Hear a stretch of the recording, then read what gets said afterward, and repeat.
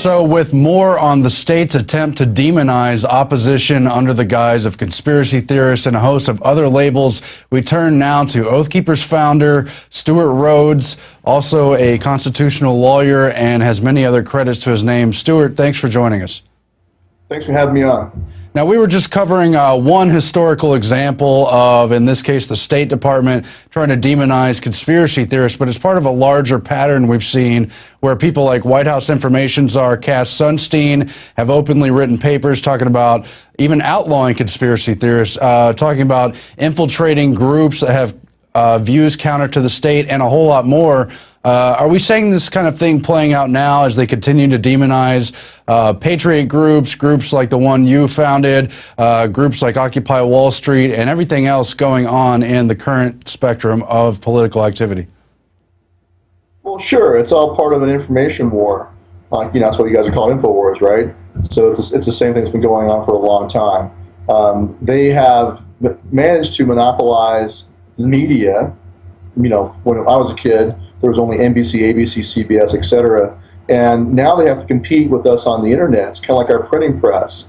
And so it's a powerful tool. And so they know that the truth is, it's the dagger in the vampire's heart. And so the only way they can possibly fight us is not to, attack the truth, because that just brings the truth out. So instead of demonize us, as Brandon Smith said in his interview earlier, they just attack your character and try to make you marginalized in the eyes of the viewers and listeners so they won't listen to you. It's not working, though. Every time they write an article demonizing us, all it does is bring more attention to us. It's free advertising.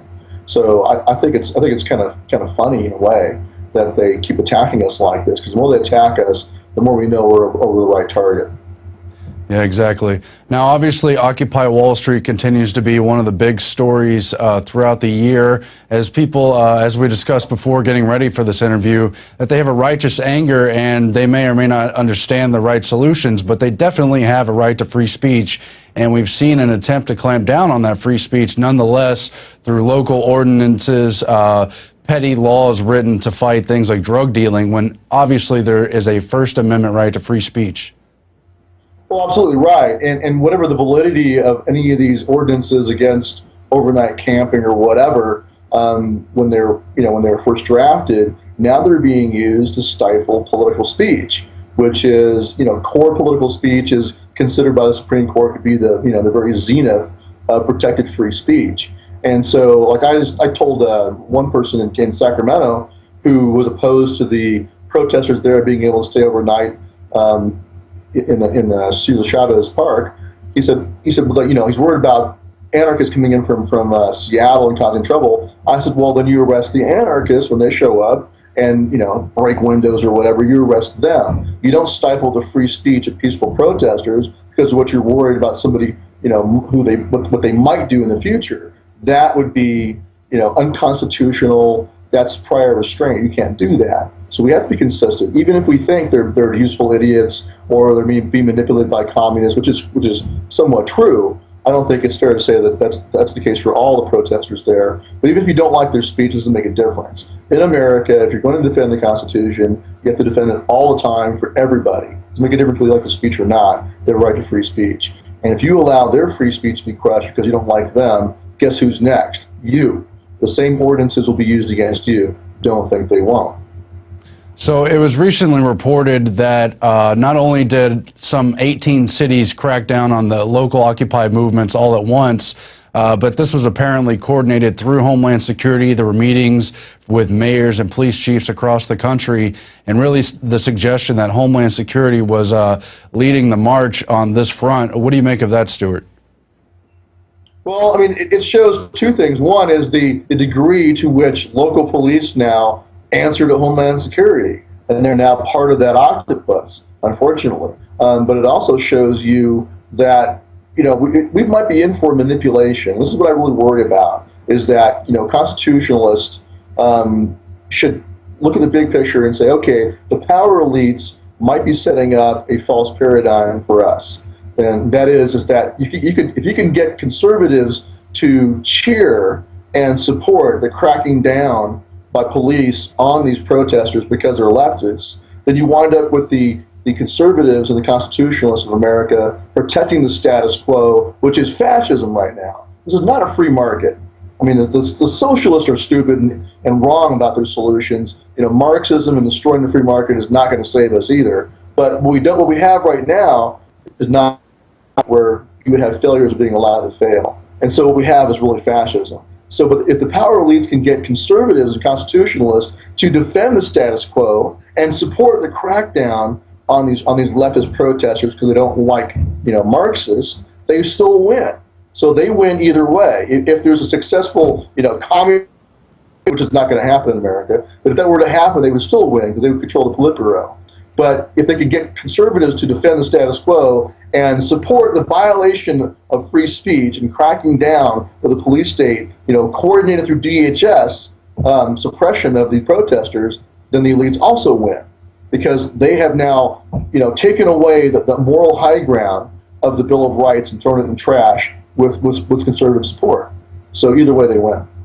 And as far as the larger economic fallout, the breakdown, they've tried to disguise the fact that it's a crony capitalist problem of these Wall Street figures, at least the nefarious ones, working with the Washington politicians that they bought out. I hate to sound too basic here, but didn't the founders warn us against this kind of thing? And what kind of solutions and recourses do we have?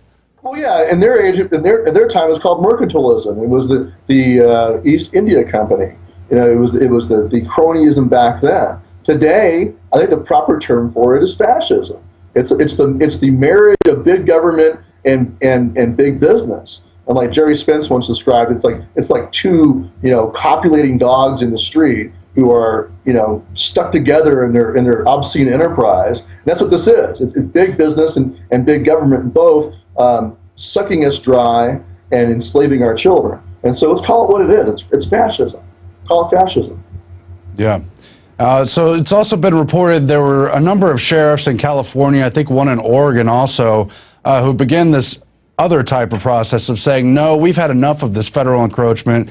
We've had enough with the way Homeland Security and other agencies want to use disaster response, emergency preparedness to crack down on localities. Let's talk about some of those issues. Well, I mean, I think it's a wonderful thing to see happening, and I give full credit to Sheriff Mack for making this happen. I think that he has lit a brush fire in the minds of sheriffs across the country, and we're now seeing the effect. And it's been, you know, somewhat of a delayed effect, but it's happening. Like the one sheriff said, you know, he's been enforcing the penal code for so long that he never really understood his oath until now. I certainly hope that sticks and that keeps on snowballing and keeps on growing. This is where the focus of the freedom movement needs to be, is on local resistance at the county level and getting the sheriffs to do the right thing, and the same thing in the state level also. This should be the focus of effort, is standing up as counties, as towns, as states, and utilizing what's already there. These sheriffs are already there. The apparatus of the state is already there. Use it. That's the whole point of Oath Keepers, is to get those guys to take their oaths seriously and take the separation of powers between the federal government and the state seriously. And I think in California, the feds really overstepped. Drying out the entire farmland of California, killing their crops, was a huge overstep. And we're seeing the reaction now. I think those sheriffs are going to get a lot of support by their communities, from their communities. I'm interested to see what happens now. What's the Fed's reaction going to be to these sheriffs standing up? You know, they're going to be probably going to start calling them racist. What else do they have? You know, so the sheriffs are standing up against a unconstitutional, an egregious federal trampling of the rights of the farmers in California by not giving them any water. And I think they're going to have a lot of support in the local communities for the sheriffs. And I'm kind of curious to see what the Fed's doing in response. Now, we spoke earlier with Brandon Smith of altmarket.com, and he was discussing his rebuttal to a Southern Poverty Law Center article which demonized yourself. You have the notoriety of having made the cover of their magazine, and many other patriots who've moved to Montana to try to pursue freedom, but instead you've been branded as neo-Nazis and racists. I mean, obviously they're afraid of the message you're trying to send out, to simply be constitutionally minded. Well, they never directly call me a neo-Nazi or a racist. They know I would would sue them for libel successfully. What they do is they talk about me, and they talk about some neo-Nazi, and they talk about me some more, and so they create this false association in the minds of the reader, which only exists in the article. I'm associated with neo-Nazis because they put me in an article along with neo-Nazis. That's the only real connection between us. Well, sure, they have unrelated sentences side by side, but the implication is there, and the illustration on the cover of the magazine also helps hammer it home as though you're working with these neo-Nazis. But yeah, it's just kind of a tip of the hat to the fact that you've been effective in this work, and this particular entity, the SPLC, has just gone out of its way to try to brand any attempt to restore the Constitution as a type of racism. And they're especially afraid of the idea that people in a state like Montana would stand up. I mean, Montana is the modern version of what Massachusetts was like in the time of the founding fathers of Boston. It is kind of a hotbed of radical freedom thought, and so we are the modern counterpart. And so I think there's a good reason why they focused on us. They're afraid of it. They're afraid of people in Montana asserting their sovereignty and standing up to the federal government. And they're afraid of people moving here, and my friend Smith, who talked earlier, and I, along with Chuck Baldwin and others, have been encouraging liberty-minded people to move to Montana as kind of like a free state, or a free haven state. And so move here, and it's already got the climate of liberty, already got a spirit of independence and resistance here, and we're encouraging more folks to move here and make it even stronger. And I think that has a good chance of being the spark. And look at Massachusetts during the Revolution. It was the hotbed and the spark. Then it spread through the rest of the colonies. And as a nation, as a young group of colonies and free states, they rebelled and asserted their liberty. And the same thing could happen here. You could have the Western states being the focal point for a new renaissance of liberty. But the founders, showed us right in the Constitution itself that the answer is in the states. That's why we're so focused on state sovereignty. Nullification is the proper answer, as Jefferson and Madison pointed out in the Kentucky and Virginia resolutions. That is where our focus should be. I encourage people to really focus on your county sheriffs and your states, and strengthening your local communities, and getting strong enough to say no to federal money, but also strong enough to stand up and say no to federal edicts and commands. What are they going to do? I mean, really, they don't have enough federal officers to come into your state and enforce the laws all by themselves. They just don't have enough. They need the cooperation of local police, and if local police deny the cooperation, they're a paper tiger. What are they going to do then? Send the army in? Well, then the answer to that is to teach the Army about their responsibilities to not enter into a state with force and to not violate the Constitution. Stewart Rhodes, oathkeepers.org, strong enough to say no. Thanks for joining us. And at the close of the broadcast, I'd like you to be reminded, first of all, that tomorrow and Friday we have special broadcasts on the Infowars Nightly News. We're going to bring you some exclusive interviews, one of which has never been seen before, both of which you should watch and get out to your friends and family. Right now through the end of November, we also have a 15-day free trial of prisonplanet.tv. You could try it out, see how great the Infowars Nightly News is, watch Alex's live radio show 3 hours every day, and all the other special things we offer. We also have special discounts for the holiday season.